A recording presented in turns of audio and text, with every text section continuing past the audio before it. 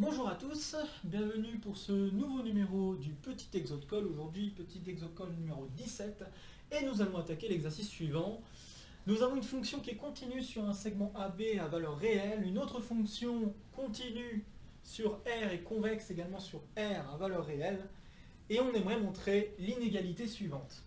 Alors cette inégalité, elle porte un nom, c'est une inégalité très classique, en tout cas en mathématiques et notamment en probabilité et en statistique, ou même dans la théorie de la mesure. C'est ce qu'on appelle l'inégalité de Jensen. Alors l'inégalité de Jensen, en termes probabilistes, ça peut s'écrire de la manière suivante. Ça peut s'écrire en disant que G de l'espérance d'une variable x, eh bien, elle est inférieure ou égale à l'espérance de G de la variable x. Ouais. Donc ça peut se réécrire de cette manière-là. Pour x, une variable aléatoire, probablement avec des conditions sur la mesurabilité, etc. Je ne vais pas rentrer dans ce genre de détails, mais à savoir que c'est une inégalité qui est quand même assez fortement utilisée, je pense. Peut-être pas fortement, mais en tout cas c'est assez utilisé en probabilité et en statistique. Là, je vous propose de le démontrer dans un cadre un peu plus restreint que le cadre général, puisque le cadre général, on peut travailler avec des fonctions qui peuvent ne pas forcément être dans un intervalle précis, qui est peut-être un peu plus faible que juste que d'avoir la continuité, probablement avoir l'intégrabilité suivant une certaine mesure, ou des choses comme ça. Et pareil concernant la fonction g, mais en tout cas la propriété de convexité apparaît. Et donc voilà, je vous laisse y réfléchir quelques instants avant que je ne donne quoi que ce soit comme indication et avant que je me lance dans la résolution. Vous allez être assez surpris de noter que la résolution de cet exercice est assez rapide. C'est juste qu'il faut partir avec la bonne idée. Disons que c'est ça le truc. Ok, alors c'est parti pour la résolution de cet exercice. Et je vais vous dire juste un terme. Pour ceux qui sont encore bloqués, qui ont essayé et qui sont bloqués pour résoudre cet exercice, je vais juste vous dire un truc. Je vais vous dire somme de Riemann. Voilà, alors avec somme de Riemann, peut-être que ça vous débloque. Et vous allez vous rendre compte qu'en effet, l'utilisation des sommes de Riemann va nous permettre d'obtenir l'inégalité souhaitée. Alors, en quoi on doit utiliser une somme de Riemann? Vous avez quand même de très bonnes hypothèses sur votre fonction f. Elle est définie sur un segment et elle est continue. Et en fait, ça c'est largement suffisant pour pouvoir appliquer le théorème, disons ça, le théorème de sommation de Riemann. Propriété des sommes de Riemann, que je vais rappeler à présent, qui dit que, là je vais l'écrire de manière un peu à ce que ça colle avec ça. Donc, 1 moins b sur a fois l'intégrale de a à b de f de t dt, c'est la limite, quand n tend vers l'infini, des sommes de Riemann. Alors normalement la somme de Riemann, si je n'avais pas écrit le 1 sur b moins a, j'aurais dû écrire le b moins a ici, mais je ne vais pas l'écrire puisque j'ai divisé. Donc j'ai 1 sur n fois la somme pour k allant de... on choisit de 0 à n-1 ou de 1 à n, alors je vais dire de 1 à n ici. Donc somme pour k allant de 1 à n de la fonction f évaluée en a plus b-a sur n fois k. D'accord, donc pour rappel, cette propriété, c'est un peu comme si vous découpez votre fonction, au lieu de regarder l'aire de la fonction, l'intégrale, donc en quelque sorte l'aire qu'il y a entre la courbe et l'axe des abscisses directement, au lieu de la regarder directement, vous la découpez en petits rectangles et vous regardez l'aire de ces petits rectangles, vous les additionnez. C'est exactement ce que dit là. Et plus vous faites des rectangles, un découpage, là ici vous gardez un découpage régulier, plus vous faites un découpage fin, au sens où vous prenez des rectangles de plus en plus petits, plus vous allez vous rapprocher de la bonne valeur de l'intégrale. Ok, donc c'est ça que dit le théorème de sommation de Riemann. Et ce théorème peut en effet bien s'appliquer dans le cadre où on travaille avec une fonction qui est continue sur un segment. D'accord, donc car f est continue sur AB. Donc le théorème de sommation s'applique vraiment dans ce cadre-là. Je rappelle, parce que j'ai eu l'occasion déjà d'en reparler de cette somme de Riemann, j'ai déjà eu l'occasion d'en parler du moins de cette somme de Riemann, on peut affaiblir les hypothèses, et c'est ce que je disais au début en disant qu'on pouvait affaiblir les hypothèses ici. Ben, on peut affaiblir des hypothèses ici de façon à ce qu'on continue à pouvoir appliquer la somme de Riemann.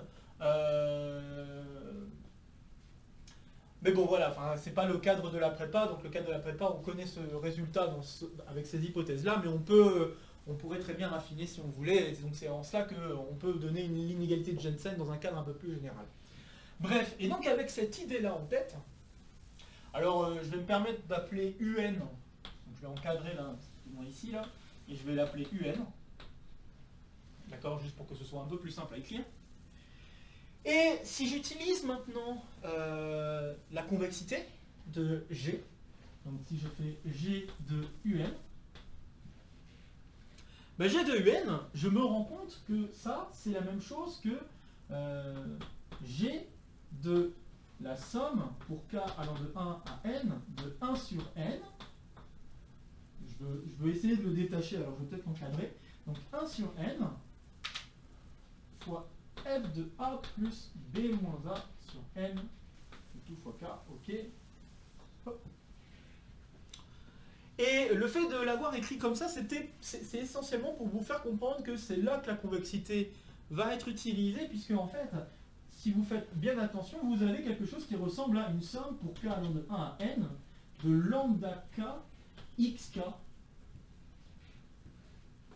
avec les lambda k qui ont comme propriété que ce sont des valeurs comprises entre 0 et 1, et que la somme des lambda k vaut exactement 1. Donc ça veut dire que vous pouvez appliquer l'inégalité que vérifie, donc l'inégalité plus générale que vérifie une fonction convexe. Ok. Donc vous connaissez probablement la propriété pour 2 termes. Et bien là, il faut utiliser la propriété pour n termes. Et bien ça va me dire que ce g de un est inférieur ou égal à la somme pour k allant de 1 à n de 1 sur n fois g de f de a plus b moins a sur n fois k. Ok. Et ben, on peut se rendre compte que g rond f, c'est aussi une fonction continue d'un segment AB vers R. D'accord. Donc ça signifie quoi? Ben, ça signifie que la limite, quand n tend vers l'infini de ce terme-là, hein, cette somme-là, eh bien ça va être, alors je vais peut-être effacer ça, ce que j'ai écrit là en orange, ça va tendre vers l'intégrale, donc j'ai oublié le 1 sur b moins a, je ne vais pas l'oublier, donc on a 1 sur b moins a, intégrale de a à b de g de f de t dt. Et c'est exactement ce qu'il faut. Donc là, vous avez cette inégalité qui est valable pour tout n. Vous savez que la limite, alors là, la limite, là, je suis en train de composer par une fonction. Donc, quand je regarde la limite ici, j'utilise le fait que g est continu. Ok. Et le fait d'utiliser que g est continu, ça m'implique que ça tend bien vers g de 1 sur b moins a fois l'intégrale de a à b de g de t, de g de f de t. Pourquoi g de f de t? Excusez-moi. F de t, je voulais dire dt. Donc ça veut dire qu'il y a la composition des limites. Donc ce truc-là, ça tend bien vers ce truc-là. Ce truc-là, cette somme-là, va tendre vers le deuxième terme. Et donc ben, l'inégalité se maintient pour tout n, donc l'inégalité est valable pour les limites. C'est terminé. Voilà. C'était pas long hein, comme résolution. Alors oui, je pourrais faire la remarque suivante. Le fait de supposer que la fonction g est continue, je pourrais m'en absoudre. En fait, on peut démontrer que si j'ai une fonction convexe sur un ouvert, alors la fonction, elle est continue sur l'ouvert. D'accord? Donc bon, ça demande un petit peu de boulot. Je vais juste pour le dire très rapidement. Pour montrer ça, on utilise des inégalités de pente. Donc on prend un ouvert donné par un intervalle AB, hein, juste pour faire le cas général. Et étant donné cet ouvert, on peut écrire des inégalités de pente pour un certain x0 et pour un certain x au voisinage de ce x0. que ce soit à gauche ou à droite, et on arrive à démontrer la continuité à gauche et la discontinuité à droite grâce à ces inégalités de pente en faisant tendre x0 vers x. Globalement, c'est comme ça que ça marche. Je ne vais pas rentrer dans ce genre de détails, mais voilà, à savoir que l'hypothèse continuité, je pourrais ne pas forcément m'en préoccuper puisque je travaille avec un ouvert qui est ici l'ensemble des réels. Voilà, donc vraiment vous voyez que le point important qu'il fallait appliquer pour tenter de résoudre en tout cas ce résultat-là, hein, d'obtenir ce résultat-là, et bien tenter de résoudre l'exercice, eh bien c'était le théorème de sommation de Riemann. Et voilà, faut y penser, hein, donc c'est vrai que là quand on voit ce genre d'énoncé on n'y pense pas forcément, mais finalement quand on y pense ça débloque tout. Voilà, et donc ça fait partie des exercices que j'aime à appeler des exercices one shot, donc c'est des exercices pour lesquels en général si je vous donne la première idée, eh vous êtes débloqué et vous pouvez maintenant résoudre l'exercice très rapidement. Donc c'est des exercices, mais c'est des exercices vraiment utiles au sens où il faut s'y être frotté au moins une fois pour comprendre la difficulté qu'il y a derrière et savoir quelle notion est importante à avoir, à utiliser pour résoudre cet exercice. Je pense que c'est important d'en voir des choses comme ça, de voir des exercices comme ça, parce que en colle ou des choses comme ça, quand on se tape un exercice et qu'on reste bloqué sur un truc, si on a des idées comme là on peut en avoir en regardant ce type d'exercice, en ayant déjà vu ce type d'exercice, et en se disant ouais alors si j'essaie pas telle chose, parce que j'ai déjà vu ça dans un autre exercice, on peut rester bloqué longtemps et vraiment longtemps, sans savoir par où commencer. Donc voilà, j'espère que la résolution de ce petit exercice finalement, hein, puisque peut-être que l'énoncé vous a fait peur au début si vous n'avez jamais vu ça, mais j'espère que vous vous rendez compte que c'est finalement pas si difficile de démontrer ce résultat. Alors à savoir que peut-être avec des hypothèses plus faibles, ça passerait pas forcément avec des sommes Riemann, je rappelle encore une fois que le théorème de sommation de Riemann peut s'appliquer avec des choses un peu plus faibles, des hypothèses un peu plus faibles que continuité sur un segment. Bon voilà, donc faut savoir doser, mais en tout cas ça vous montre juste un cadre de résolution de cette inégalité de Jensen. Donc bon, j'espère que cet exercice vous a plu. Donc n'hésitez pas à mettre en commentaire vos questions ou autres petites choses que vous aimeriez partager par rapport à cette vidéo.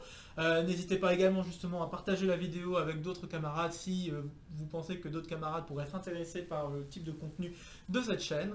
Et puis sur ce, je vous retrouve d'ici quelques jours pour le prochain numéro du Point Recherche. Voilà, sur ce, bon week-end, portez-vous bien, et à très vite. Salut!